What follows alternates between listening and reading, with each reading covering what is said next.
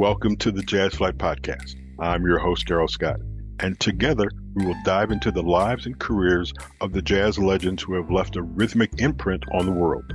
Be prepared to reminisce on the highs and the lows of their musical journey and the trials that sculpted their timeless musical gems. We'll preserve the legacy of these extraordinary maestros and find inspiration in the melodies of their lives. Subscribe now and never miss a beat. Now, let's get to the show.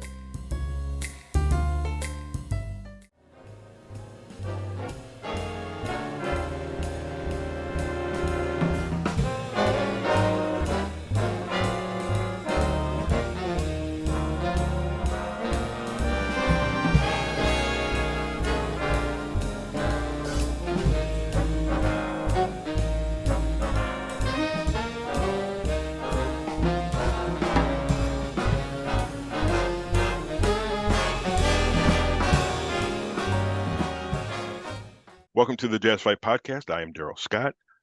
Today we're going to talk to a gentleman who was part of the Cleveland Jazz Orchestra. His name is Steve Williams. Steve, welcome to the show. How are you today? I'm fine, Darrell. Thanks for having me. Not a problem. Tell us about the Cleveland Jazz Orchestra and what it does and what it's all about. Well, the mission for the Cleveland Jazz Orchestra is to increase awareness and appreciation for jazz music, engaging the community with original music, exceptional performances, and inspirational education program. Excellent. So that's the mission statement. How can I get, well, let's just start from the very beginning. How can I get involved in the Cleveland Jazz Orchestra? As a musician, as a participant in terms of our shows, I'm not sure how you want me to frame that. You do not want me to be a musician. Let me just tell you that right now. That'll be the first thing. But it's an organization. You have members who do certain things. You have a board. I'm guessing you have volunteers. You have people who are musicians sitting out here going, I want to contribute. Let's start with that. If I'm a musician and I want to become a part of the Cleveland Jazz Orchestra, what do I have to do? Well, first of all, we hold auditions to become a member of the orchestra. From time to time, there are a few openings. We still have two of the original members that are on the in the band, orchestra, excuse me, and a couple that have been nearly since the beginning, some 40 years ago. So again, we do give auditions for musicians to join the organization. Okay. How long has your organization been around? This is our 40th year. We're celebrating our 40th year this year. Man. What are some of the things that have been done over the 40 years to promote this organization?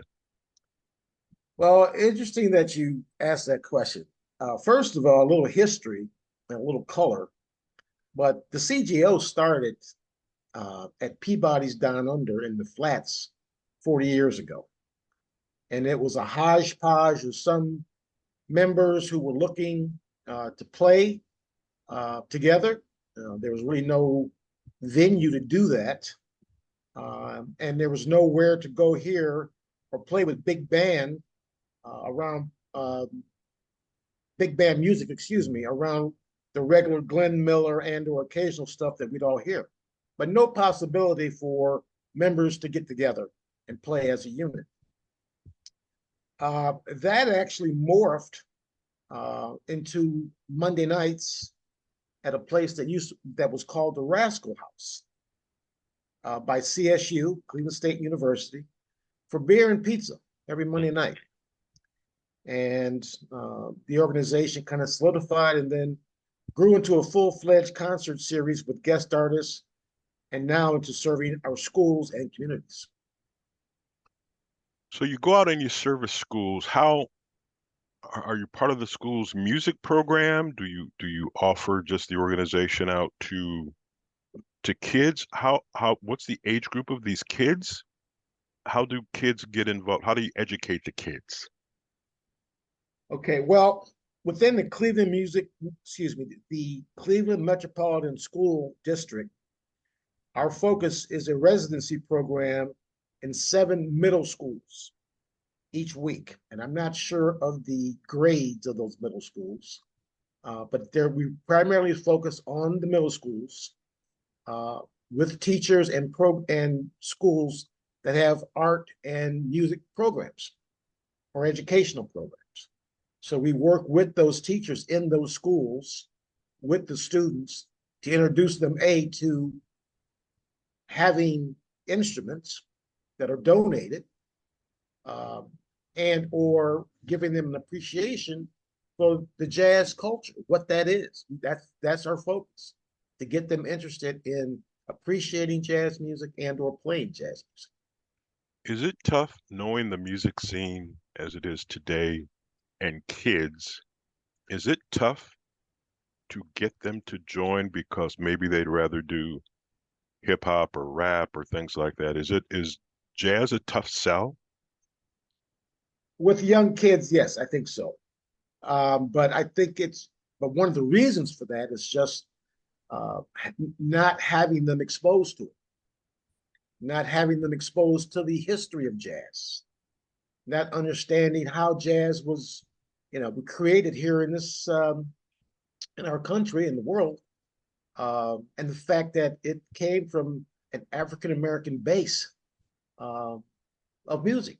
So there's a lot of history that needs to be told and need to be taught.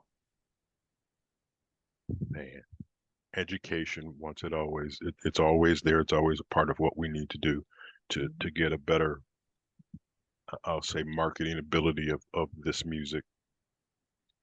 So what other events do you have to let people know that this organization exists?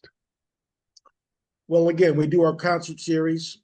Um, Again, go on our website. There's a lot of information that talks about the performances, the dates, who the guest artists will be, and obviously our artistic director, Paul Ferguson, um, usually creates the music that's going to be played and collaborates with the guest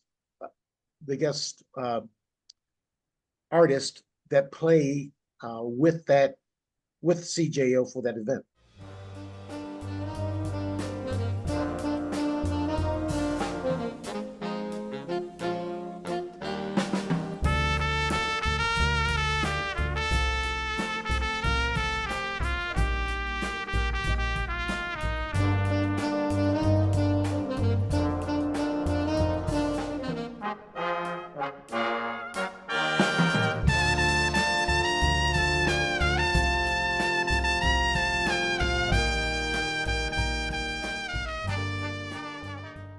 So who are some of the artists that you've had in town prior to today? And if you know of anybody upcoming, who are you looking to get in?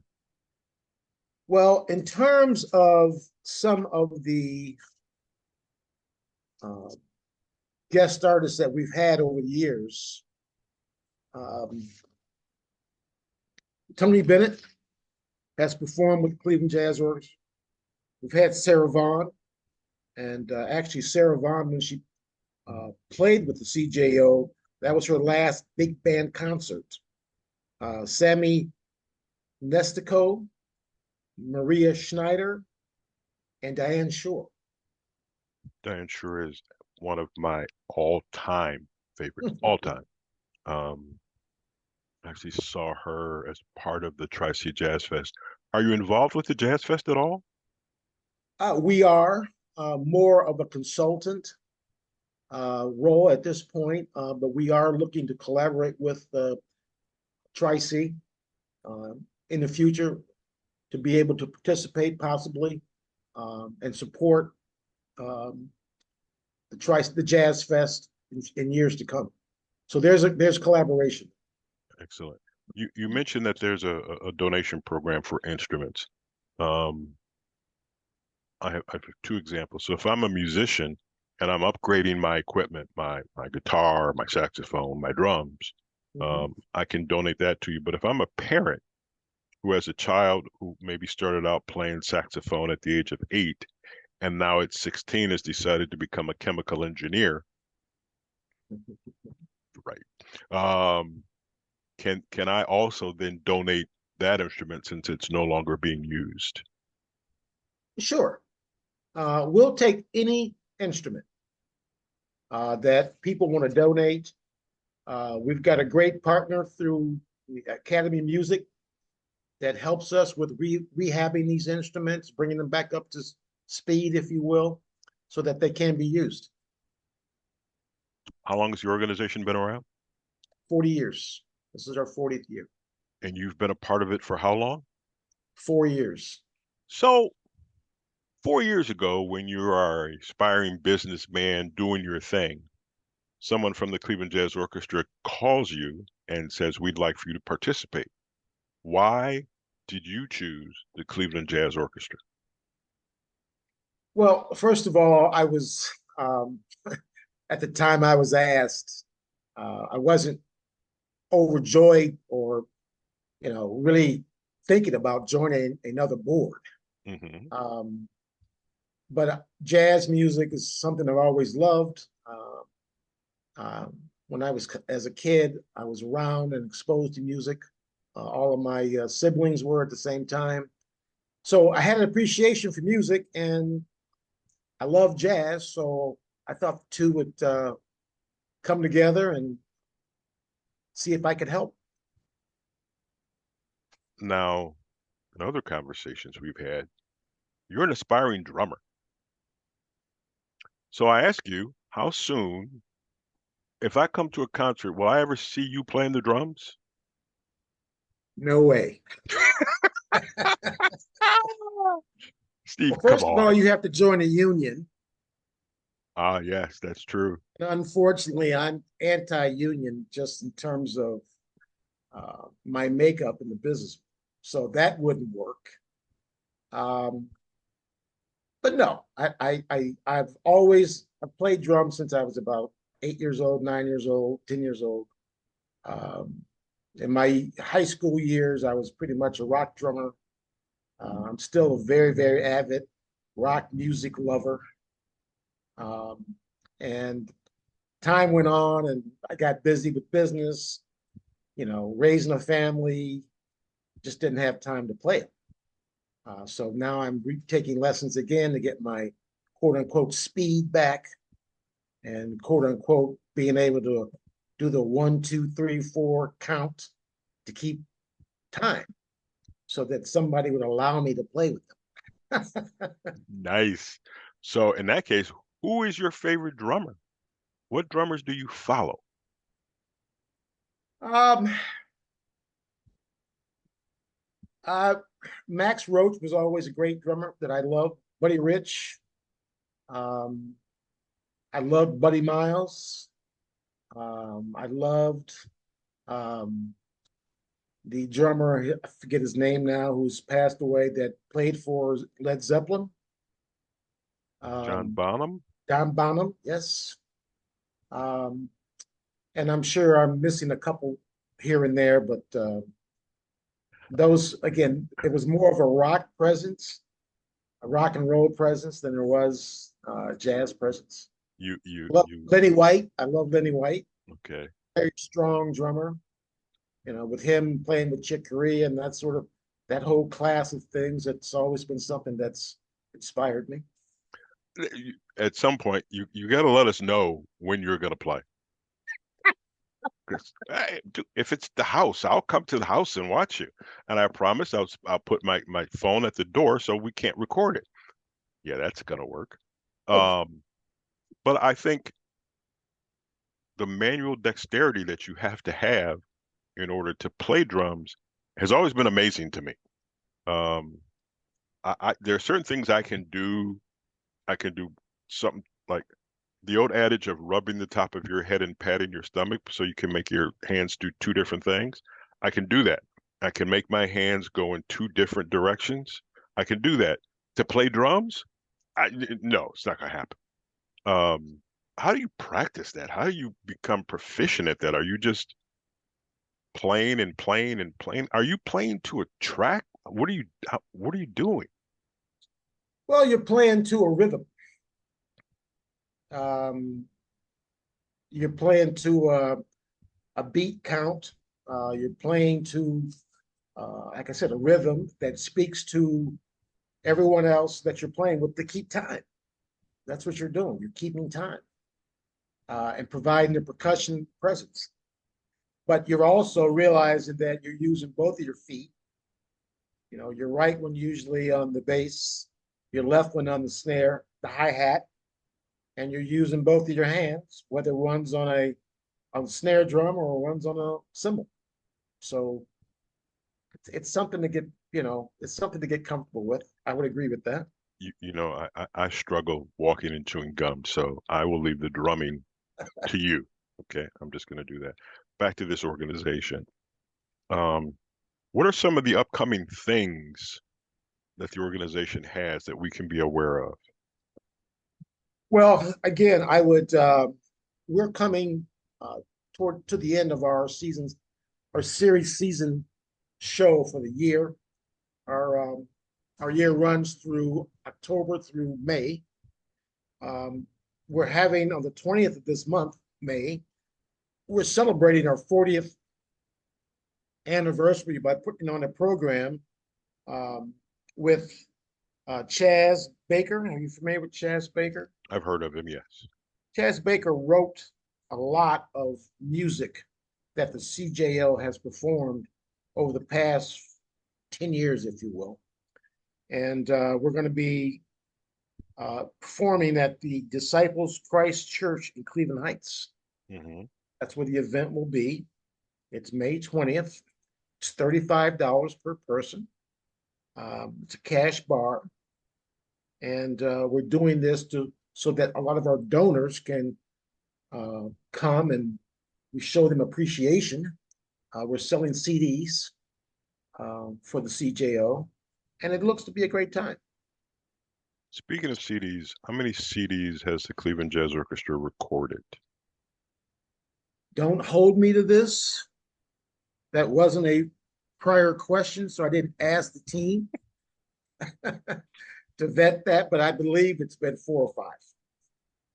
So that is also part of your, I'll say registration or how you can contribute if you buy a CD.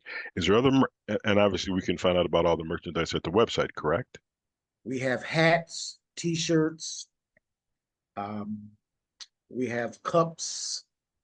I have all that stuff in my in my home to this day. That's what we have to do to promote different things. I have obviously I see that cup back there, and we're working on some more stuff. I see. It is how many board members are there, and is it capped? Are we looking for more? Are you looking for input from us I'll call it non-music individuals? Well, first of all, when I got on the board, there were probably 7 of us. We're up to 18, and I think we're going to cap that number just because, large boards, it's the 80-20 rule, if you will. Mm-hmm. So the people that are on the board now, have to be fiscally responsible in giving to support the board every year. It's one of the things that foundations really look at when we apply for grants to make sure the board is participating financially to the organization. And in terms of how you get involved, I would just say one of the things that we've focused on is diversity of the board over the past 4 years. I think we've done a great job in getting that squared away.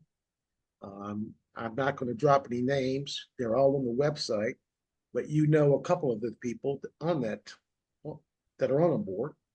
And they just help us, focus on making sure that, the board's focused on diversity in our planning, in the artists that we bring through, realizing that our audience is diversified. And, we just need to make sure that we're focused on diversity when we look to see who performs with the CJO. Excellent. Any hints, tidbits you can give us about who might be performing next year? Actually, we're involved with that right now, setting that up. I'd be happy to make sure that you are included when it hits the presses, Okay, I appreciate that. to make sure that you know about the next series of concerts. But we're looking forward to it. Excellent, excellent, excellent.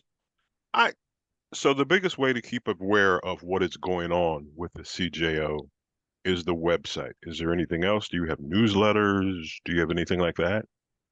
Well, we do a full complement of social media, whether it's Facebook, we do eBlast, we're on X, um, and again the website, uh, as well as things like this that I'm doing with you. The fact that you've allowed us to engage and just talk about CJO, and hopefully, this video will be shown to others that want to support, donate, get involved. Excellent. I look forward to it. If there's ever anything we can do, you have my information. Just send it to me. We'll post it on all of our social media and get it out to everybody that appreciates my YouTube channel. And we also put it on Instagram and Facebook. It's everywhere. This That's electronic media is taking over the world, and we just hope that it carries us along with it.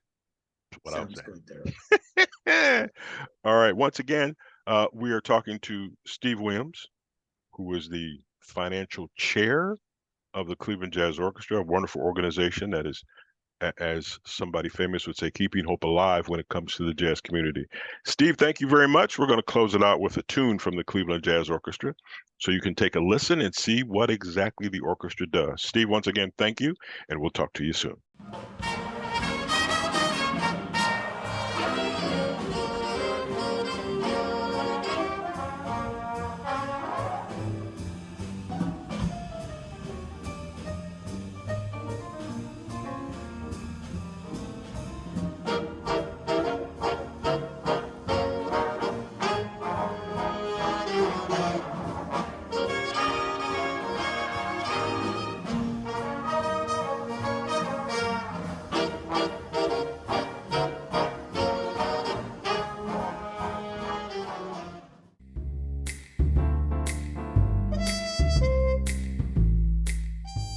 Thank you for tuning in to the Jazz Flyte Podcast.